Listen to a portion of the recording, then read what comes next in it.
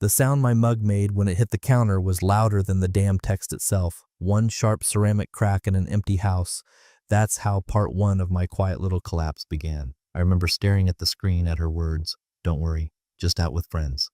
Be back late," and feeling something colder than anger slide under my ribs. Not because of what she said, but because I could practically hear her voice behind it. Bored, dismissive, like I was a slightly inconvenient houseplant she forgot to water. 6 seconds later, I caught myself laughing, one of those short, humorless laughs men make when the truth finally stops being subtle. And look, if you're listening to this, do me a favor and subscribe. 90% of you don't. And it keeps the team alive to tell stories like this that some of us should have heard years earlier. I didn't throw the phone, didn't yell, didn't storm around the living room pacing out imaginary arguments I'd never say out loud. I just stood there, the blue light of the screen reflecting off the window, making me look ghostly, like a man already halfway erased. The neighbor's dog barked in the distance.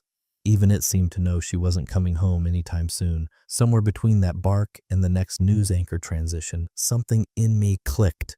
Quietly, firmly, like a lock turning from the inside, I walked to my desk, not rushed, not trembling, just done. That's simple. The drawer slid open with the kind of ease that made me wonder if it knew this moment had been coming long before I admitted it. Inside was the note I wrote weeks ago in handwriting I barely recognized, neat, calm, controlled, a man preparing an exit before he consciously admitted he wanted one. I sat down, uncapped the pen, and signed it with a steady hand. My name looked strange under those words, as if it belonged to a future version of myself who'd already moved on. When I placed it on the kitchen table, right next to her favorite scented candle she never lit anymore, I had this brief flash of a memory, her once leaning against that same table telling me I worried too much. She had laughed then, touched my arm, promised she wasn't doing anything weird. Funny how people over-explain innocence but barely bother to justify neglect. I read the note once before turning off the light. Hope that location was worth losing me. It didn't feel dramatic. It felt factual, like signing a work order or rejecting a faulty bolt. I was a mechanical engineer for nearly 40 years. Diagnosing failures was muscle memory. And whatever we once were, whatever glue held us together, it had been cracking for so long that this wasn't a break. It was gravity finishing the job. I stood in the doorway for a moment longer than I meant to, studying the quiet house, the living room lamp casting that soft amber glow across the walls, her shoes tossed by the door from the night before, the faint trace of her perfume lingering in the hall like a ghost performing the same looped routine. I should have felt guilt, or fear, or some sentimental pull to wait for her headlights sweeping across the driveway. Instead, I felt a cold steadiness in my chest, a sense that the version of me who tolerated excuses had reached the end of his lease. When I finally stepped outside, the night air hit me like it knew something I didn't yet. The street was silent, the moon resting low, the neighborhood tucked into its routines. I left the phone on the kitchen counter where she'd be sure to see it. I didn't need it, didn't want it. Whatever came next wouldn't require explanations or justifications or the desperate ping of a message asking where I was. She wanted me not to worry. Fine. I wouldn't. Not anymore. And as I walked to the truck, keys already in my hand, I realized the most unsettling part of the whole night wasn't her text or her absence or the note waiting for her on the table. It was that for the first time in years, I didn't feel like the one being left behind. I felt like the one leaving. The house was quiet, too quiet for a Saturday morning. No hum of the shower, no creak of the pantry door, no sound of Thomas rinsing out the coffee pot like he did every damn morning, even on the weekends when he pretended not to be a creature of habit. Melanie rolled over, groggy, her head still fogged with half a bottle of Chardonnay and whatever half-lie she told herself the night before to justify rolling in past midnight. She reached for her phone out of reflex. No text from him. Odd, not even his usual passive-aggressive, glad you're alive message. The silence felt deliberate. She shuffled into the kitchen, pulling her cardigan around her, expecting to find him hunched over his crossword puzzle or maybe outside weeding the flower beds like some retiree cliche. Instead, the table was empty, except for one thing, the note. At first, she didn't even notice it. She was too busy registering the strange emptiness of the room, the absence of sound, of presence. The coffee pot was full, still warm. The mugs sat out, one of them with a spoon already inside. That's when her eyes landed on the paper just to the left of the candle she hadn't lit in weeks. 14 words that hit harder than any fight they'd ever had. Hope that location was worth losing me. It didn't compute.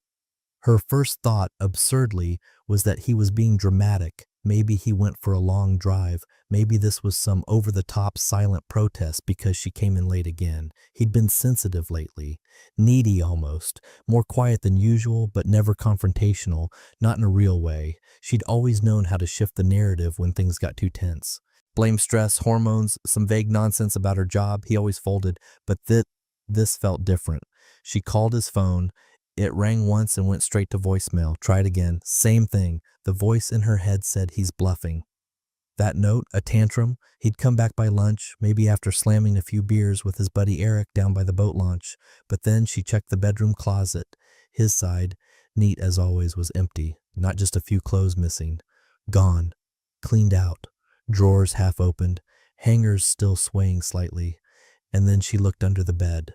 The small lockbox where he kept old family photos, important documents, a set of gold cufflinks from his dad.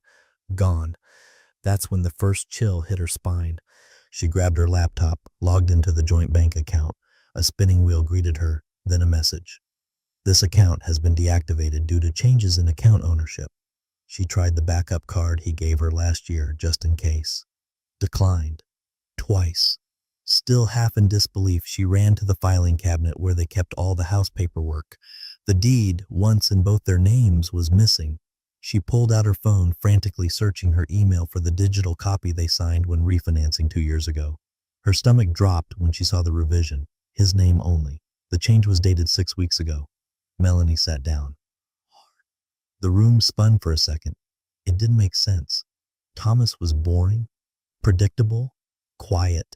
He fixed faucets, grilled steaks, tinkered with lawn equipment he didn't even use. He wasn't capable of this level of execution. This wasn't a fluke. This was months in the making. The bank transfer, the deed change, the absence of his phone, like he wanted no trace left, like she wasn't worth a goodbye. She checked the garage. His truck? Gone. The old red duffel bag he used for weekend trips? Also gone. Her chest tightened, but not from grief, yet from something colder, a kind of strategic panic. Had he planned this? She called Eric. Hey, have you seen Thomas? Not today, he said. Everything okay? She lied. Yeah, I just can't find him. I think we had a miscommunication. Eric hesitated, then said, well, he's probably off the grid. You know how he gets when he wants space. He knew. That tone, that pause, Eric was lying. Not well, but enough to confirm what she already feared. This wasn't impulsive. Thomas was gone, and he had help. The silence didn't feel peaceful anymore. It felt hostile, like the house itself had turned against her. Her gaze landed back on the note, that infuriating little sentence. 13 words this time. When she counted again. Funny. She used to say he over-explained everything. Now, he'd said exactly enough.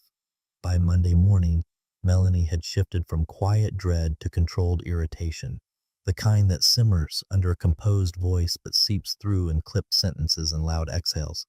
She started with Thomas's brother, Jim. He answered on the third ring, groggy and gruff as usual. Hey, Jim, it's Melanie. Is Thomas with you?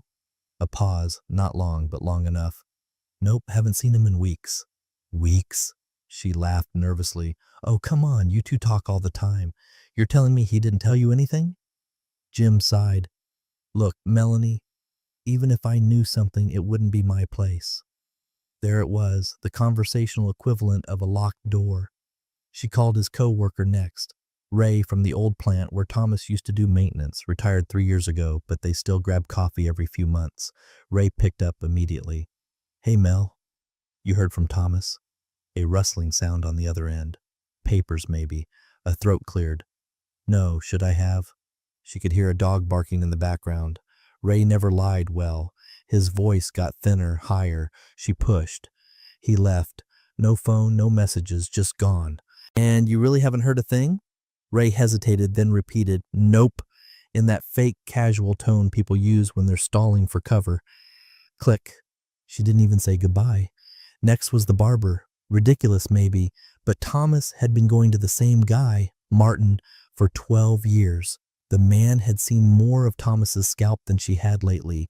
Maybe he'd said something, let something slip while chatting about fishing lines or spark plug preferences. Hey Martin, it's Melanie. Has Thomas been by? Oh, hey Melanie. Nah, not recently. How recently? Another too long pause. I don't keep a schedule of everyone's visits. You do. You literally do keep a schedule. That's how appointments work. Silence. Then, I gotta go. Got someone in the chair. Click. She didn't even feel embarrassed, just increasingly pissed. This wasn't confusion. It was coordinated indifference. Everyone was stonewalling her.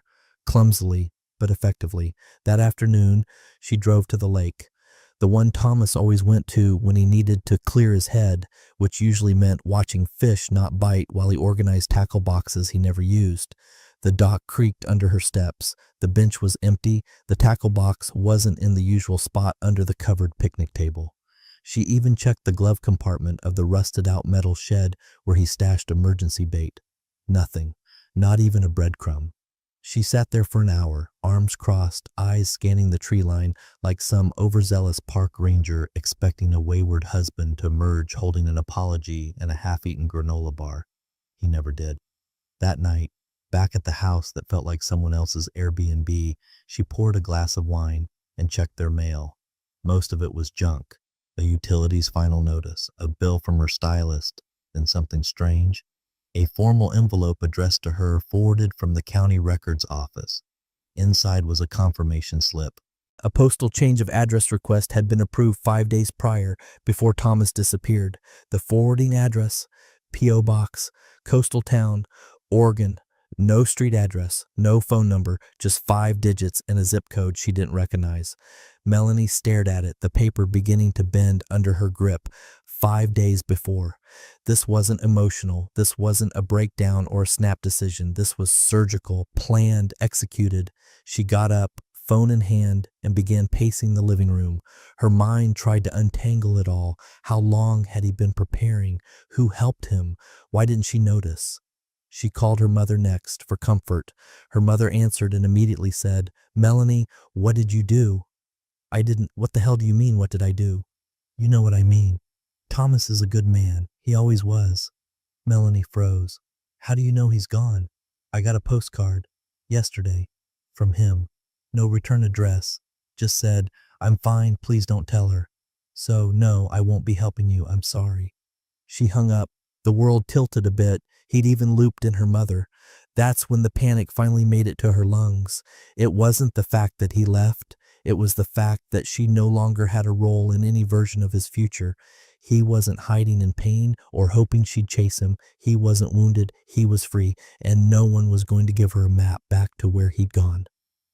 Tuesday morning, Melanie stood at the kitchen counter with her laptop open, hair pulled into a messy bun, fingers flying across the keyboard with the urgency of someone chasing a fire she'd only just noticed. Her jaw was clenched tight enough to ache. She hadn't slept much. Too many tabs opened, both online and in her head. She tried logging into their joint savings for the 3rd time that morning. The same red banner appeared. Access denied. Account privileges revoked. She stared at it, blinking. Refreshed the page. Tried the password again. Maybe she made a typo. Nope. Locked out. She checked her email. Nothing from the bank. Nothing from Thomas. Just a series of polite automated betrayals. She dialed the customer service line, fingers drumming on the granite countertop. "Hi, I'm locked out of a joint savings account. I'm one of the owners. Melanie Caldwell." The woman on the line, cheery in a way that felt like a personal insult, asked her to verify some information. Melanie answered every question correctly. Birth date, address, account number. Then came the line. "I'm sorry, Mrs. Caldwell, but you're no longer listed as a joint account holder. This account is now held in a private trust." Melanie's spine stiffened. "Excuse me? I can't give details about private trusts, ma'am." She hung up mid-sentence. No, this couldn't be right. She scrolled through her inbox again, searching keywords. Trust, bank, account. Nothing. No notifications, no alerts. No indication she'd been erased like a typo. Her hands went clammy. Fine. The house. She'd called it her safety net for years. They had equity. She remembered signing papers. This house was her fallback if things ever really went to hell. It couldn't all be falling apart. She went into the filing cabinet, yanked open the drawer, and grabbed the folder labeled Property Deed. Flipped through the thick stack, lips pursed tight. There it was, county paperwork, signatures. But the more she stared, the more something itched in the back of her mind. The deed was in his name. Only his. She hadn't paid attention at the time. He'd told her it was easier for taxes, something about inheritance and liability.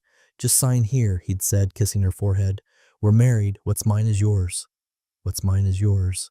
Until it wasn't. She ran outside barefoot, eyes wild, inspecting the driveway.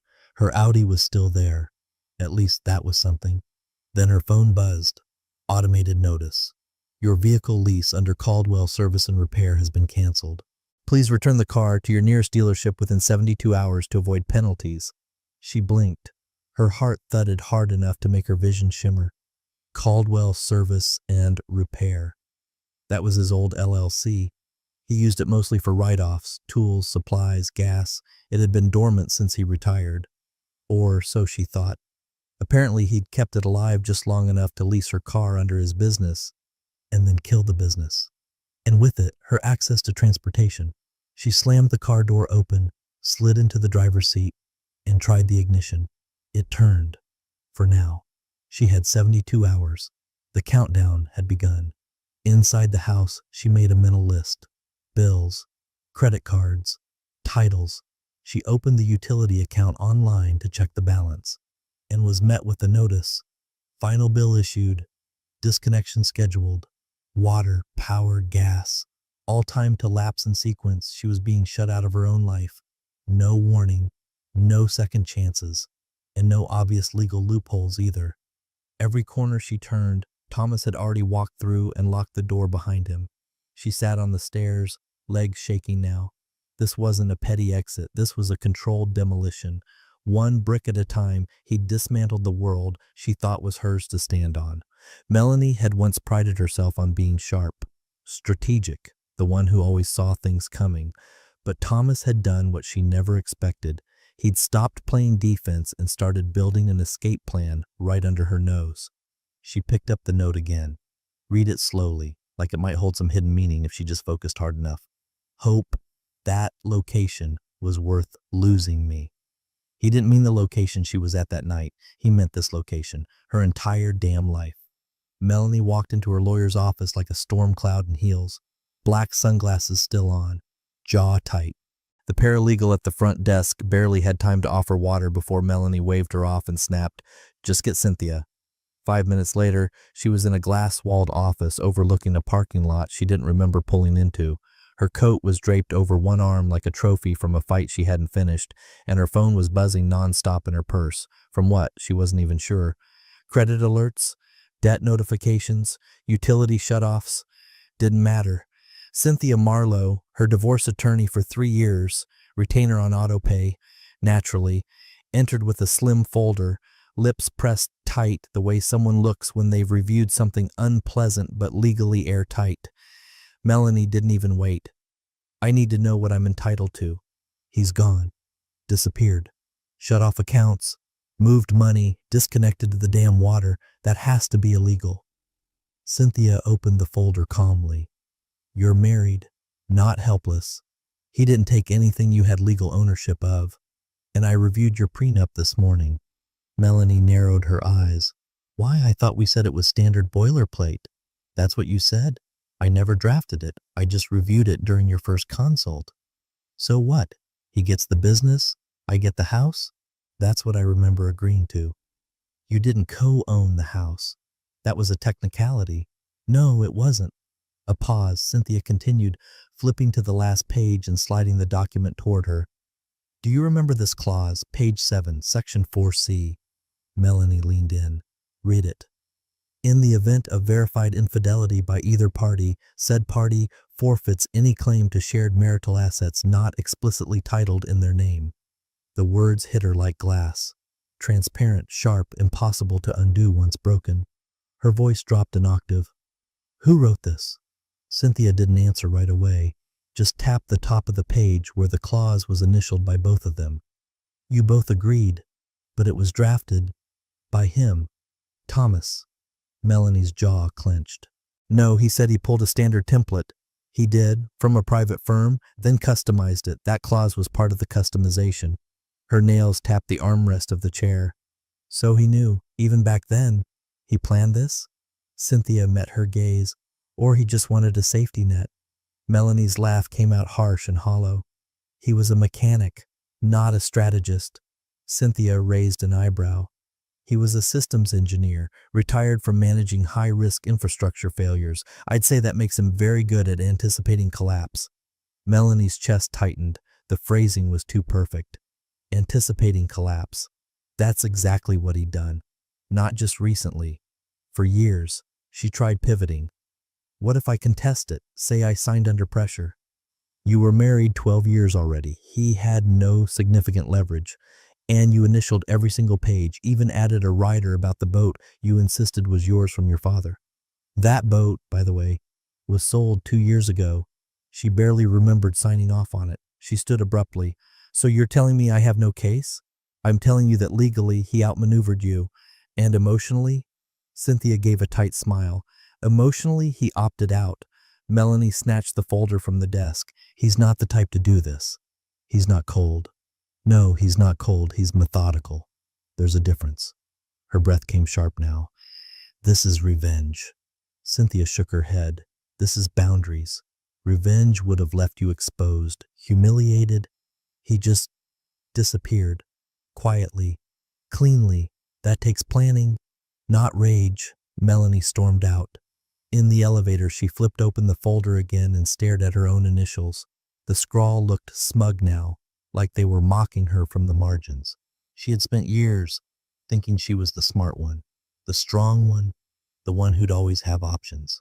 But Thomas, quiet, reliable, easily underestimated Thomas, had built a legal escape hatch she walked right past every day like it was just another wall decoration. And when he finally pulled the lever, it was like watching her own foundation give way, not with a bang, but with the same calm, quiet efficiency he used to rebuild engines, slowly, deliberately, and with no intention of going back. Melanie had never really bonded with Thomas's daughter Claire. She was polite enough, dutiful in that guarded way adult children are when they know their father's new wife will never be mom and never quite a friend either. But Melanie always assumed deep down that Claire liked her, that she at least respected the effort. So on a cold Thursday morning, 2 weeks into Thomas's vanishing act, Melanie sat cross-legged on the edge of the bed, phone in hand, and called her. It rang. Once. Twice.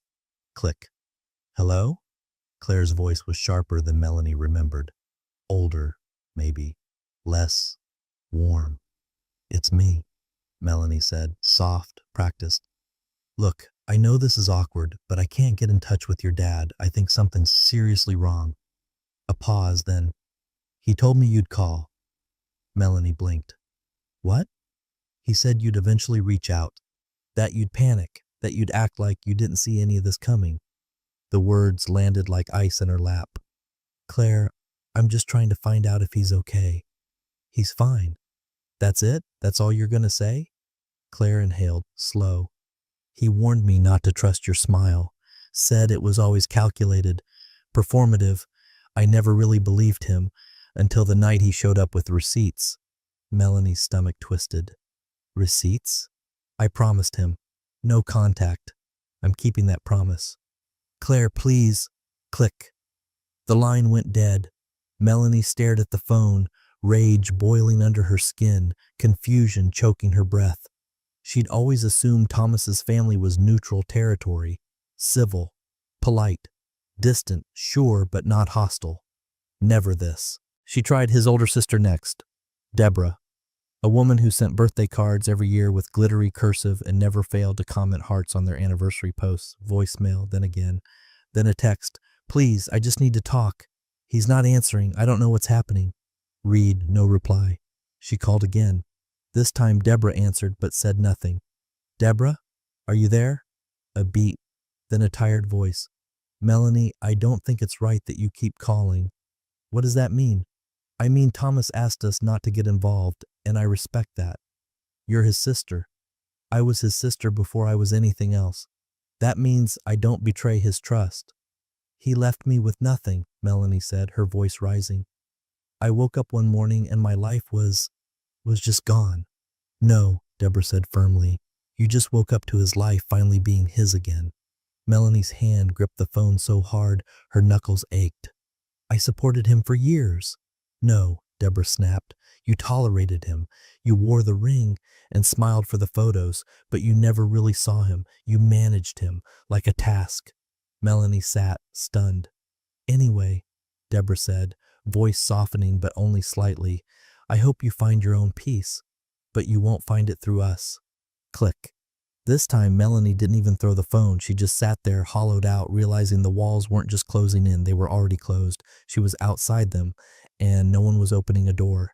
She scrolled through her messages, desperate for anyone. She texted Eric again, left voicemails for Ray, even tried Jim. Nothing. They all knew. All had circled wagons around him like survivors of a storm sheltering from the aftershock. She was no longer Thomas's wife in their eyes. She was the reason he left. The silence wasn't accidental. It was orchestrated. Melanie stood up and looked around the house. Everything still looked the same, but it wasn't. Every drawer that used to hold his things now held echoes. Every photo on the wall felt like staged propaganda from a life that only existed on paper. She thought of Thomas, somewhere far away, maybe watching the ocean, maybe sipping coffee with someone who didn't talk in circles. She pictured him laughing.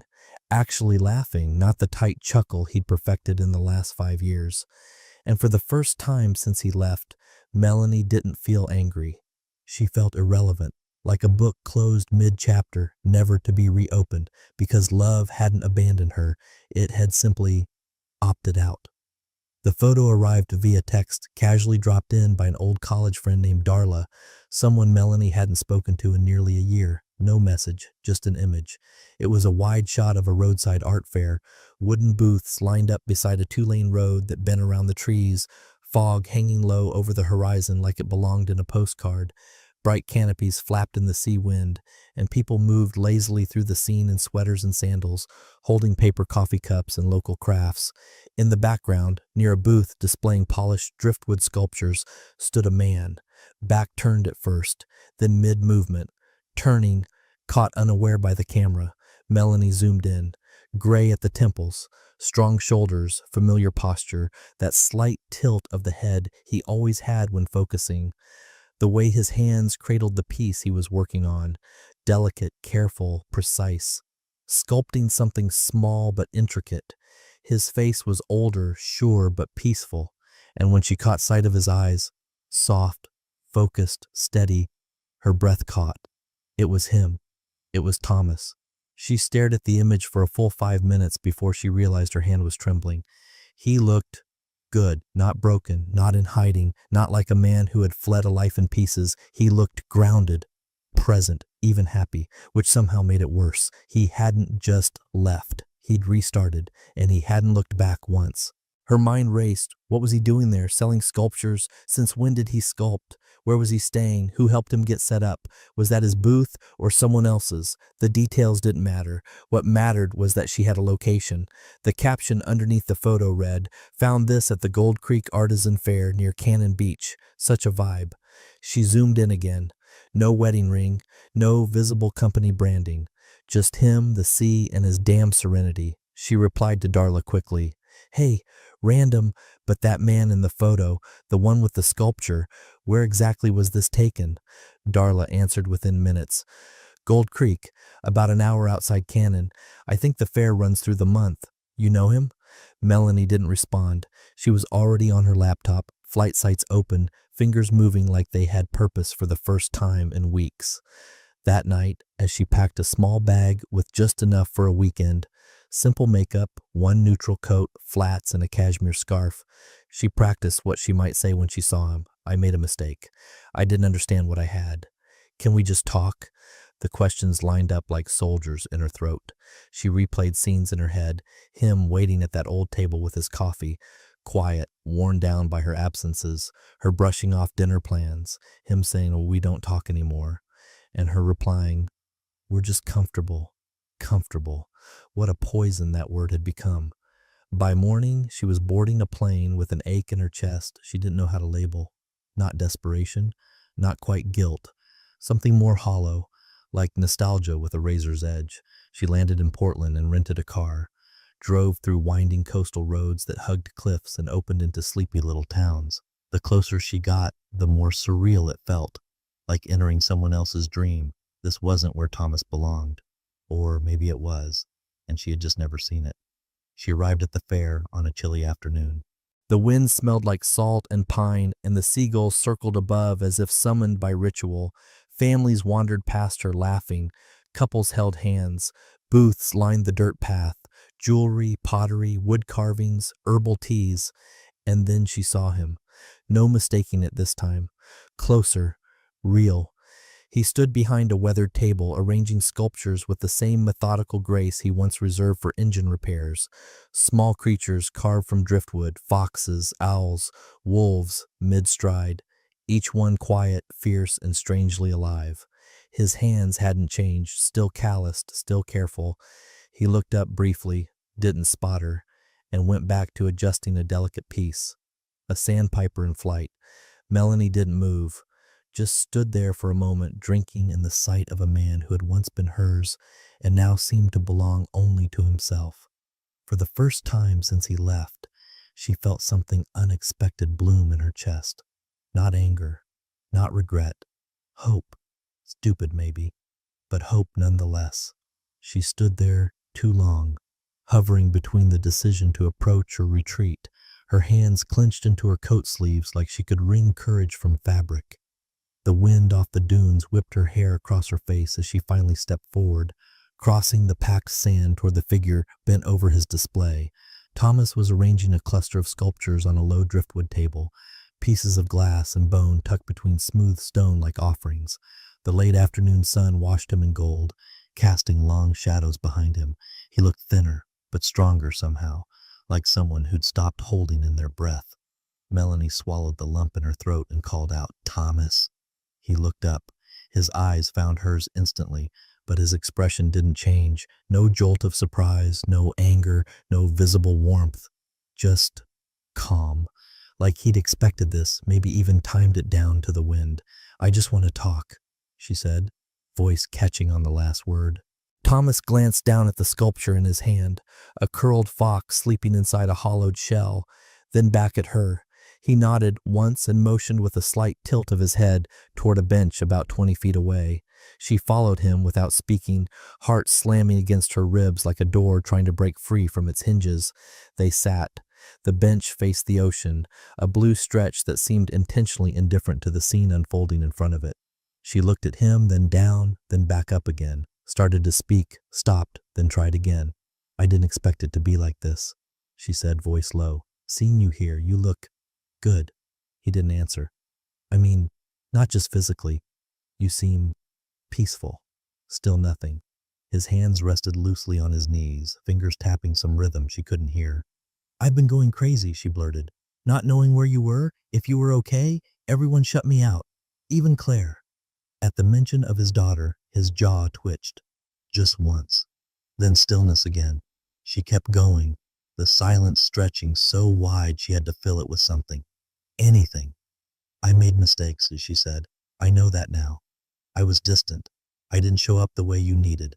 But I didn't think it would get this far. I didn't think you would be the one to—" She stopped herself, caught in the irony.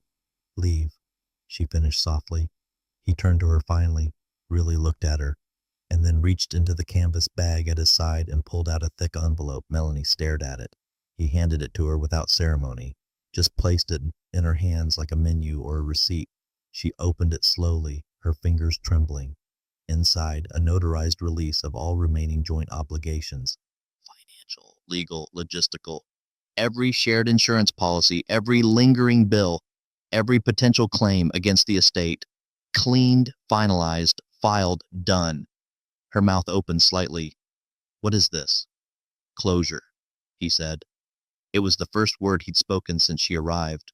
Melanie blinked. "So that's it? I come all this way to talk and you just hand me paperwork?" I didn't ask you to come, he said, flat. She searched his face for some crack in the armor, some flicker of the man she used to wake up beside, but it wasn't anger staring back at her. It was absence, not numbness, not cruelty, just nothing left to give. I thought maybe we could, she started, but the words tripped over themselves. Start over? He said. Rewrite what we already lived through?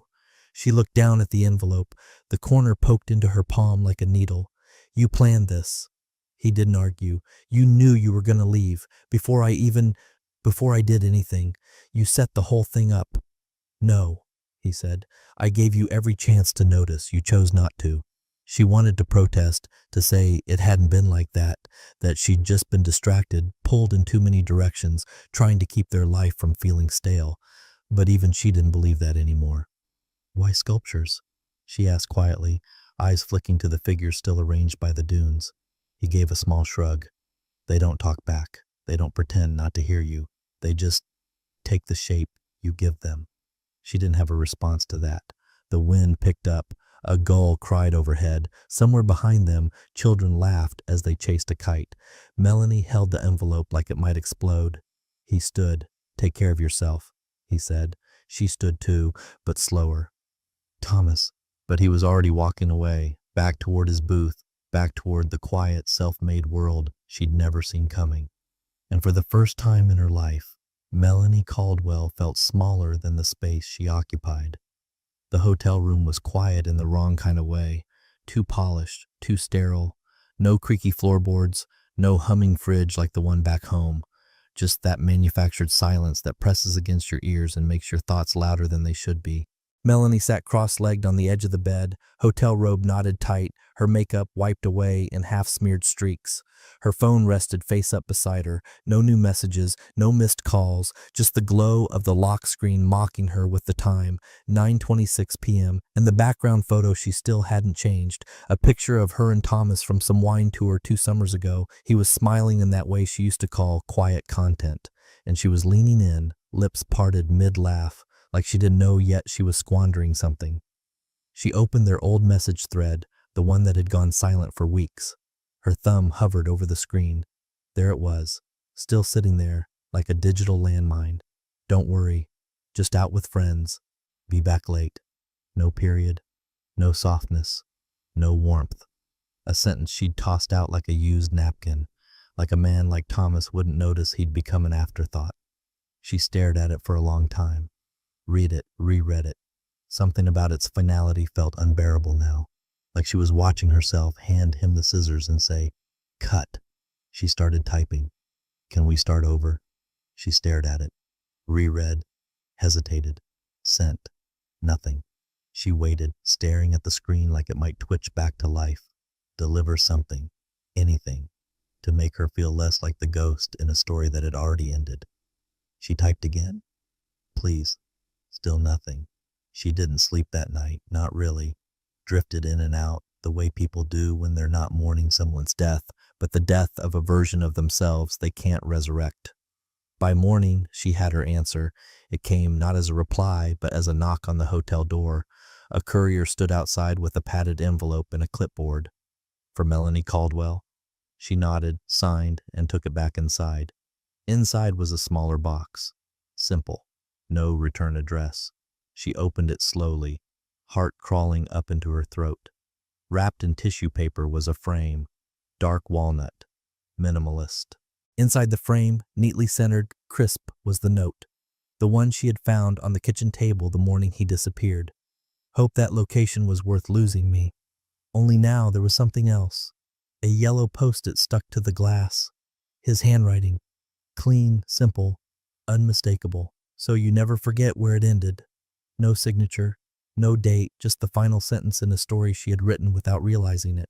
She stared at the note for a long time, the weight of it dragging her lower and lower into the bed until her back hit the headboard and her eyes blurred. She tried laughing.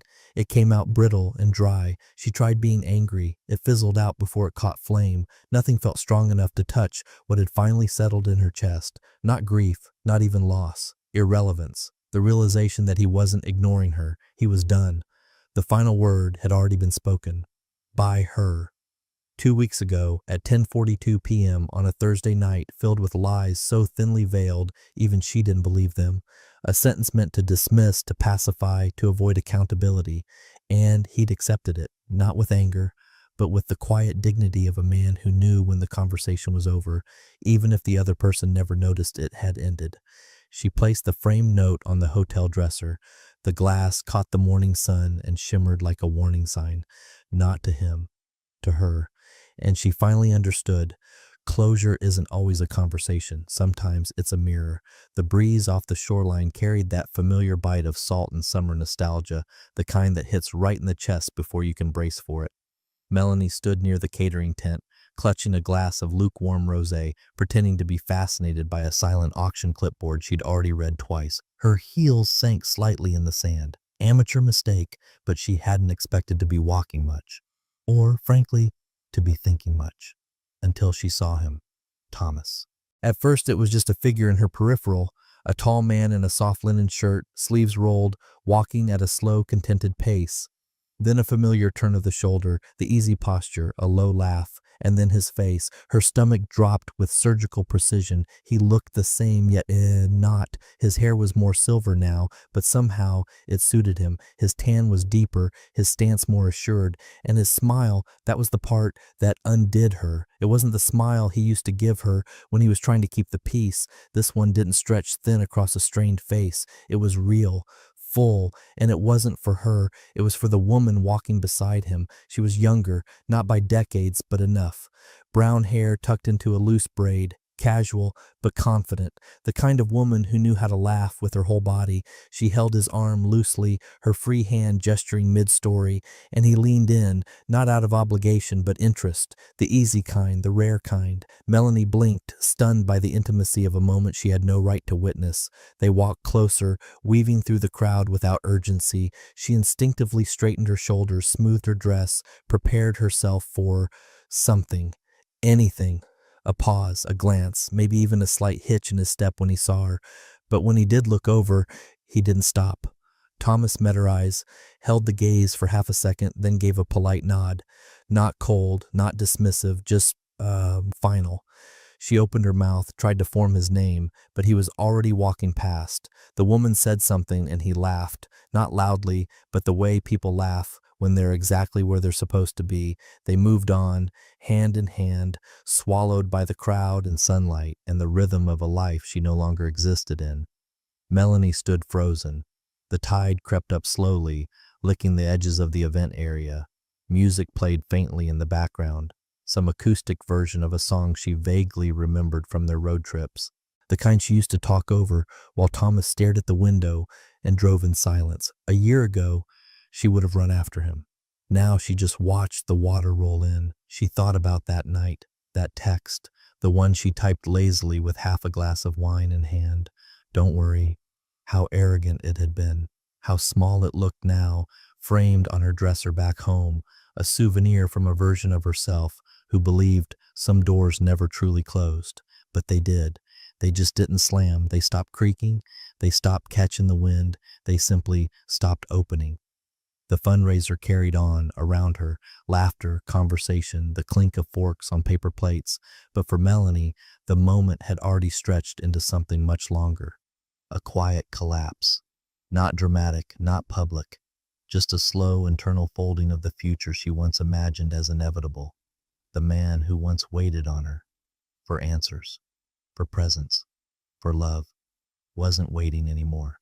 And somewhere, in the hush between footsteps and waves, she finally understood. He hadn't left her behind. He had simply chosen not to take her with him.